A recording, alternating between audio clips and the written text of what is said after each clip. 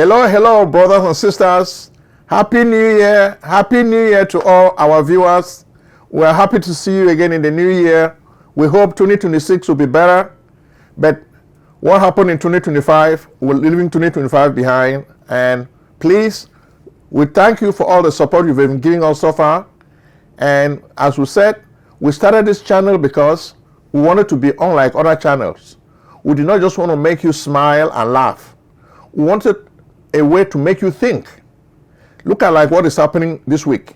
The big news this week has been the strike on Venezuela by the US government of Donald Trump.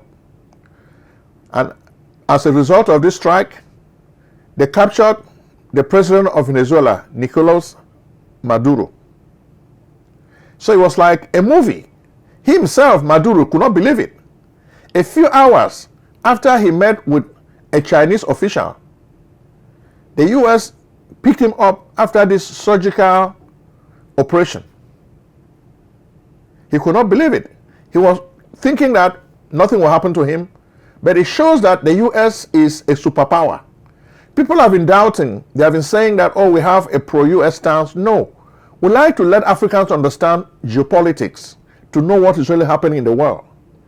When you look at what has happened in Venezuela, the ease with which the Americans fighters were able to capture a sitting president.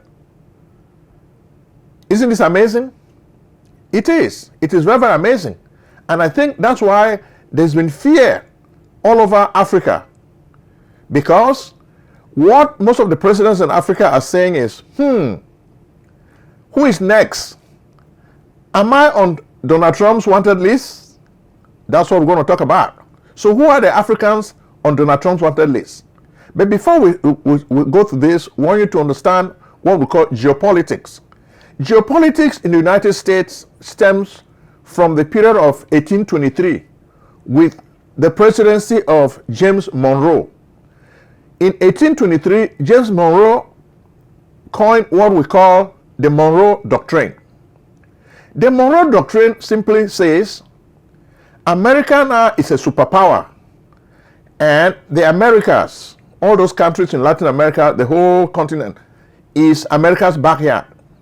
They were warning Europeans and other powers to stop, not to interfere, not to even adventure in the Western Hemisphere. The Western Hemisphere became America's sphere of influence. So they started enforcing this superpower rule. Because that's the way superpower play operates. This is my area. I don't need, this is my turf. Even in the drug business, those who have heard about drug trade, a drug lord will say, this is my territory. Anybody who comes to this territory to sell drugs, I'll take him out. That's the same way superpowers behave. So it's like the law of the jungle. When you look at what happened to Nicolas Maduro, you ask yourself, where is international law? International law means nothing.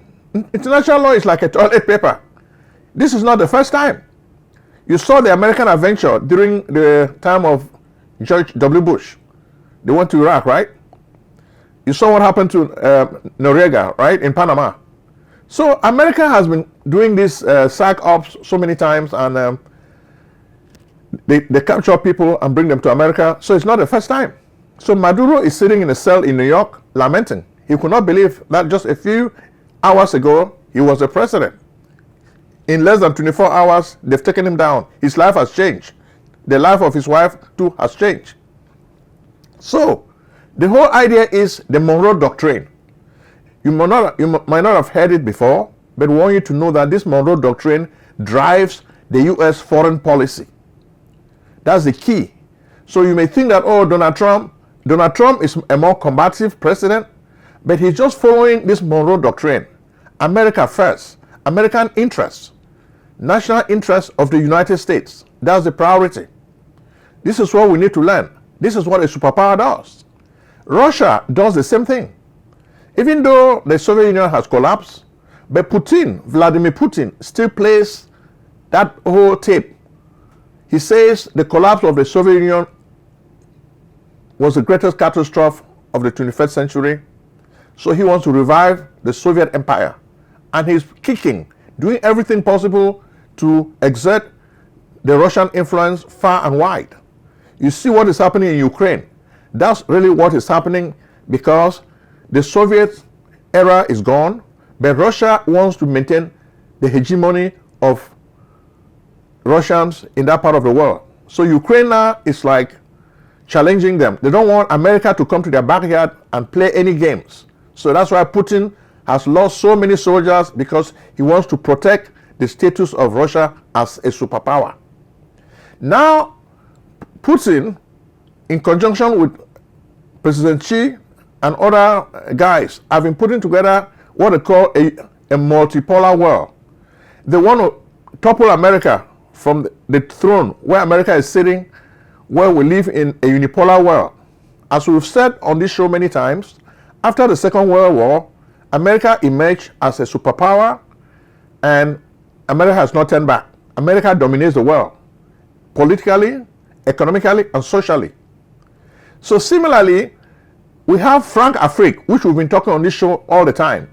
Because America declared the Americas, the Western Hemisphere, America's backyard, the Europeans were told not to do any business in this area because America controls the Americas. So the Europeans were told America will leave them alone in Europe. America will even leave them with their colonies. If they are dominating the colonies, America will not interfere. America will even support them. And which is why there is a correlation now between the Monroe Doctrine and Franc-Afrique. You see what I'm telling you? So now you see that whenever you see a country like Russia go to the Central African Republic, France is not happy, because France looks at the former colonies like their backyard. France outre-mer, France overseas. That's the way France looks at it. So today, the main question we're going to ask you is, Africa has all this wealth.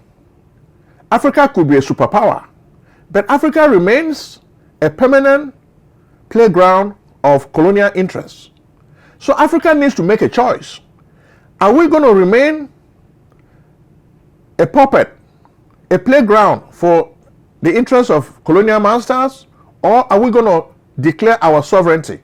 That's the choice that is facing a lot of Africans in light of even the drama in Venezuela. What we've done on the show today is we've divided African countries into two groups. Group A, we're going to tell you, Group A, you find countries where Trump may likely want to hit the leaders. Group B, you have countries where you have puppet presidents, where Trump doesn't think America's interests are threatened. So we're going to start with list A. So on this list, who is the African president who is the biggest threat to U.S. interests? Without question, that president is Bola Tinubu of Nigeria. Okay? Why? Because America's main interest is oil. America wants to control the supply of oil. And Bola Tinubu is a leader of this country. Bola Tinubu has ambitions to run again in 2027. So with this long tenure in office, if Bola Tinubu is not doing things according to the dictates of the United States and France, they want to kick him out. Already, Donald Trump has been talking to him, Emmanuel Macron has been talking to Bola Tinubu. So just like a sign to show him what they can do to him, they attacked Sokoto. We talked about this. So most of you just look at it now and say, hey, they have attacked Sokoto. We are putting things now in perspective. Why do you think they attacked Sokoto? It's to tell Bola Tinubu that, listen, boy, if you don't do what we want you to do, we can take you out. Just look at what we can do to your people. So from there, Bola Tinubu learned a lesson. But we can go on the other list. We bring La République du Cameroon. The guy who is president is called Paul Biya. He did not win elections for an 8th term, but he faked that he has won the election. So would he be on Trump's most wanted list? No. Paul Biya cannot be on Trump's most wanted list because he is le meilleur élève de la Franc-Afrique. He gives France what France wants, so France doesn't have any problems. Even though he has tried to behave like he wants to pivot to Russia, and China, but he stays in the Franc-Afrique zone, in the dominion of France. You look at this week, during the Christmas festivities, after Paul Biya made his customary speech to the nation, he went back home. He was sitting with his elder sisters in a small living room. People were just disappointed that Paul Biya had files that he's working on, many files that he's working on. On the table next to where he was sitting was more files, then the makeup of his wife, Chantal. Cameroonians started asking, is this how this guy runs our country? In his sitting living room with his family? Important files have to be treated because people are expecting a cabinet reshuffle. How is he handling this? So with all the disappointment the people have, with the hope they had for change, change is not coming because Paul Biya is still supported by these colonial forces. We don't think Donald Trump is coming for Paul Biya anytime soon. So get that straight. We'll go on the list A again. So after Nigeria, you have Burkina Faso. In Burkina Faso, we have Ibrahim Traoré. Ibrahim Traoré is one of the youngest presidents in Africa and the world. Why do you think Trump may want to come after him next? It's because Ibrahim Traoré has taken Burkina Faso out of the French fold, out of Franc-Afrique. He kicked out the French forces and now he pivoted to Russia. So Russia is America's nemesis. Russia is America's enemy. So if Ibrahim Traoré is giving his resources go to Russia, France doesn't like that. France was getting all these resources for nothing. Now France has lost, and France thinks by doing this, this is a dangerous act. This is an aggressive act of war. By pivoting to Russia, Ibrahim Traoré has declared war on France and America.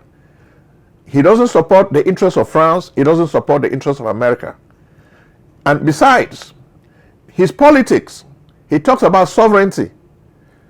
France doesn't like you talk about sovereignty because you are not a president. You are just a governor of France overseas. When you start talking about sovereignty, economic industrialization, unity of Africans, France does not like to hear that. It means you are rebelling. You should stay in the French Empire and rot. Get France all the natural resources. Your people can go to hell. France does not care. So that's why Ibrahim Traoré is in danger. In fact, tonight we saw pictures. The whole Burkina Faso was shimmering. People were afraid. People were living saying that Trump has already prepared a coup d'etat against Ibrahim Traoré. He's coming. So they were waiting. Okay? So that's what is happening now in Burkina Faso. Burkina Faso is not alone.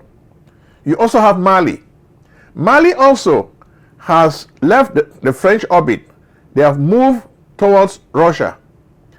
Russia considers this a friendly act, but France considers this a hostile act. And as you know, the way international politics works is the law of the jungle. Don't let people fool you with la liberté civilization. No, all these guys are barbarians. Whenever their interests are threatened, they behave like animals. They can kill you for what you have. It may be yours, they will kill you and take it. In fact, that's how the Europeans and the Western guys have been able to develop their countries. They take whatever we had in Africa to their countries, they enslave us, that's how they did it. So Africans have to wake up. We have the resources to become a superpower, but we're not leveraging these resources. Why? Because we're divided, disorganized, and we allow our continent to be managed from overseas. We are a very big continent. Why should we be managed by foreign powers? It's because it's our choice. We chose to. We have leaders who are weak, who are puppets. Whenever a leader is like Assimi Goïta, The Western guys want to take him out. And which is why Assimi Goïta of Mali is the next person on Trump's wanted list. What about Niger? Niger has General Abdurrahman Touani. He is also part of the Alliance des États du Sahel. So, France does not like him because he overthrew Mohamed Bazoum, a French puppet. So, by pivoting to Russia, General Touani has committed a hostile act. He's not giving uranium to France. France has to pay for it. Before, France was getting the uranium of Niger for free.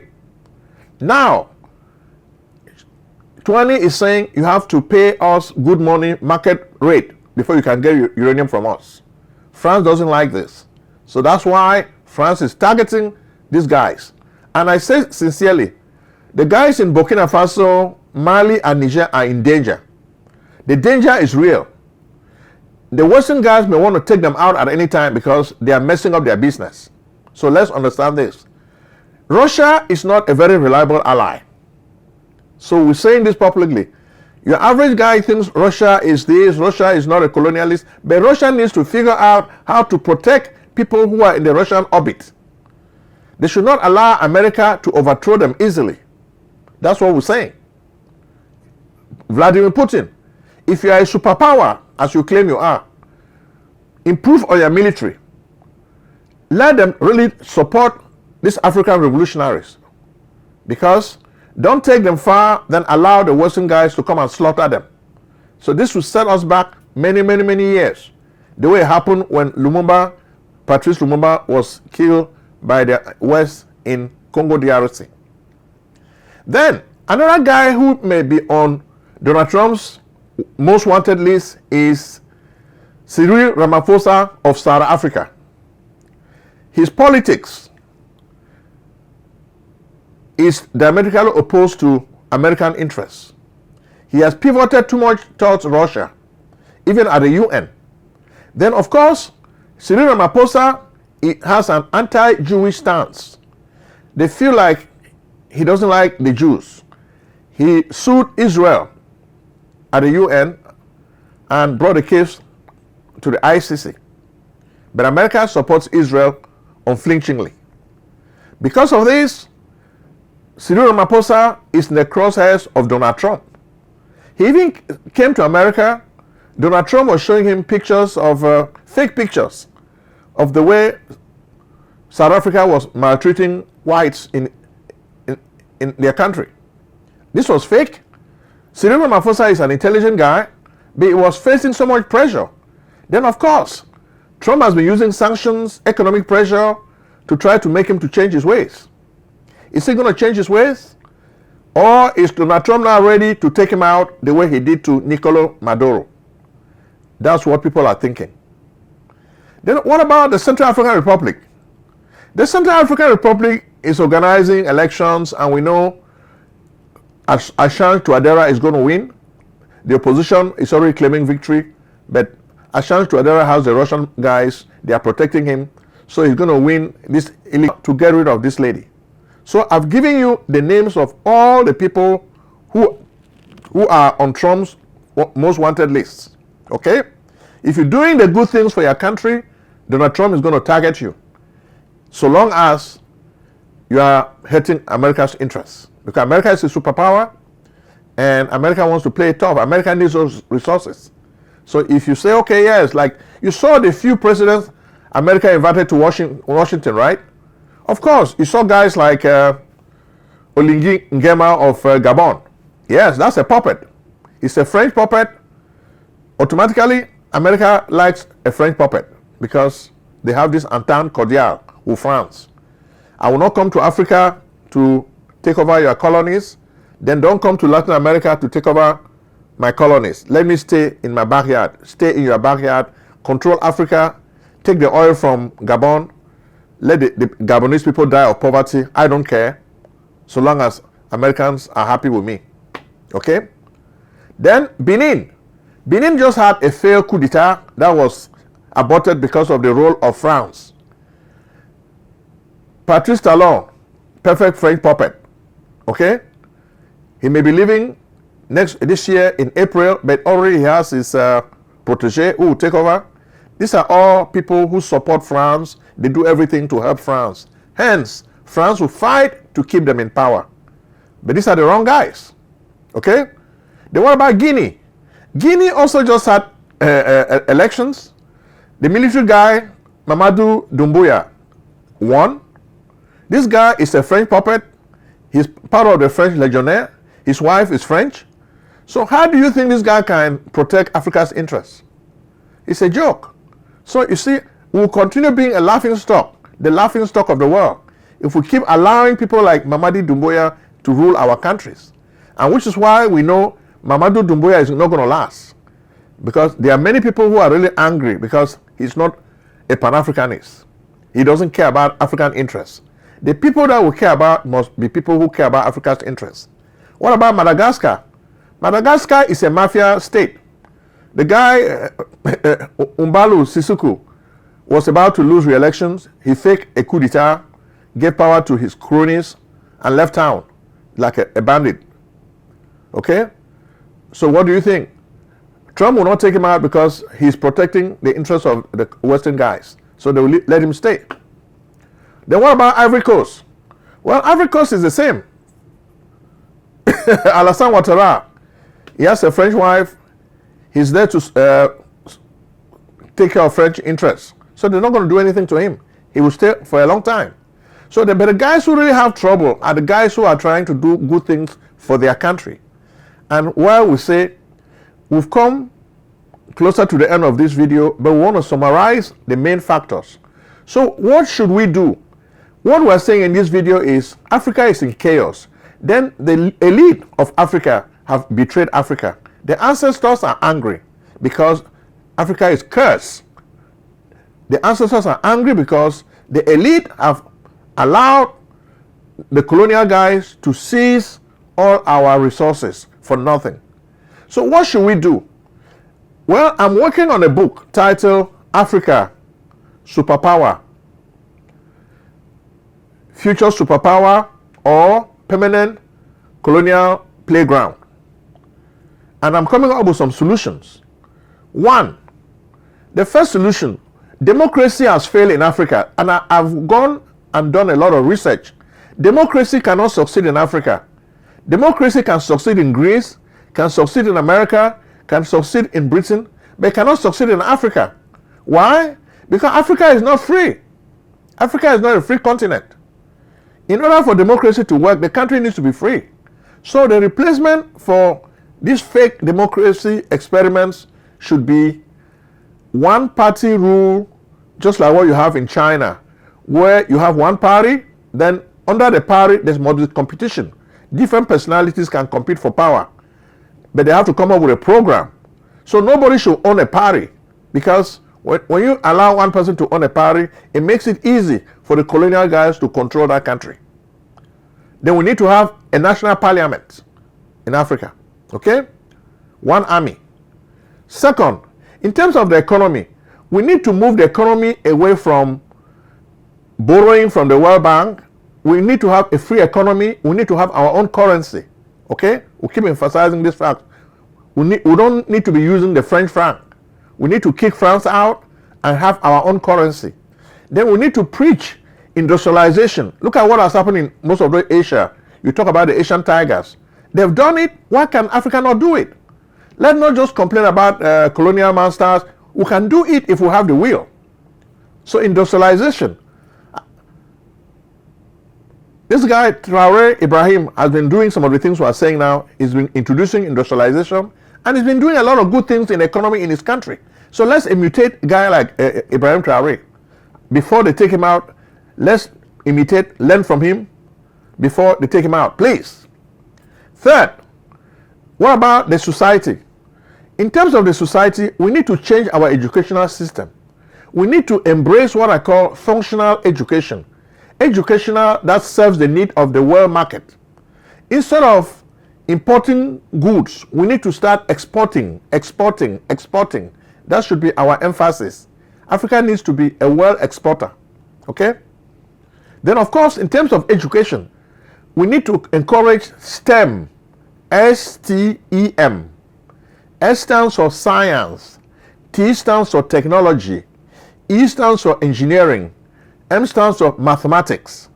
So that should be the focus on the education. Practical education with STEM at the core.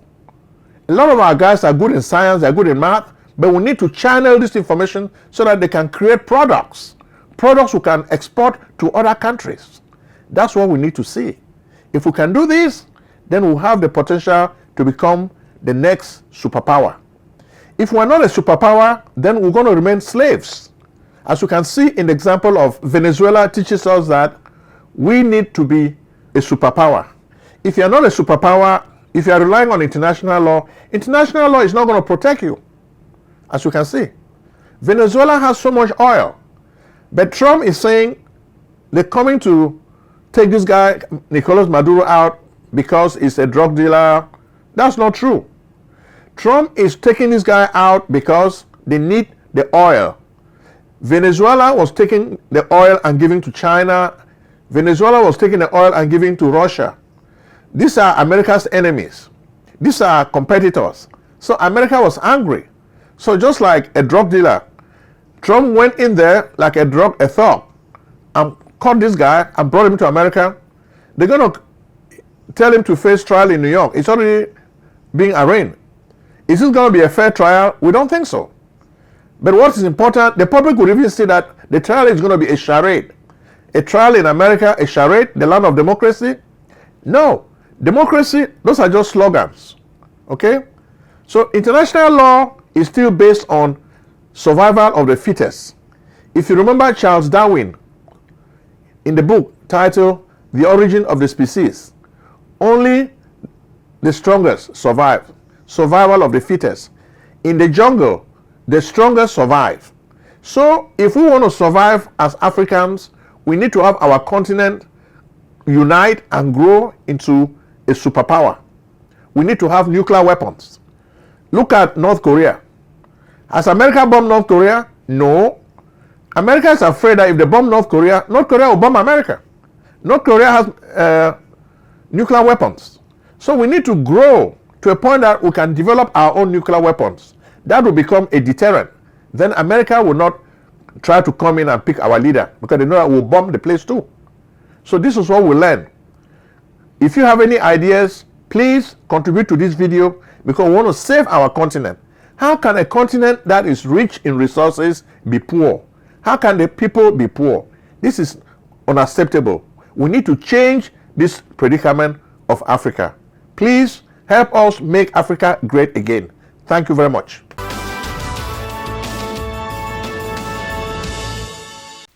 Selling a service or a product? Need buyers? Use the African Nation TV as a channel to reach many viewers. Act now and call Prince Ojong at 240-350-1131. That's 240-350-1131. Act today.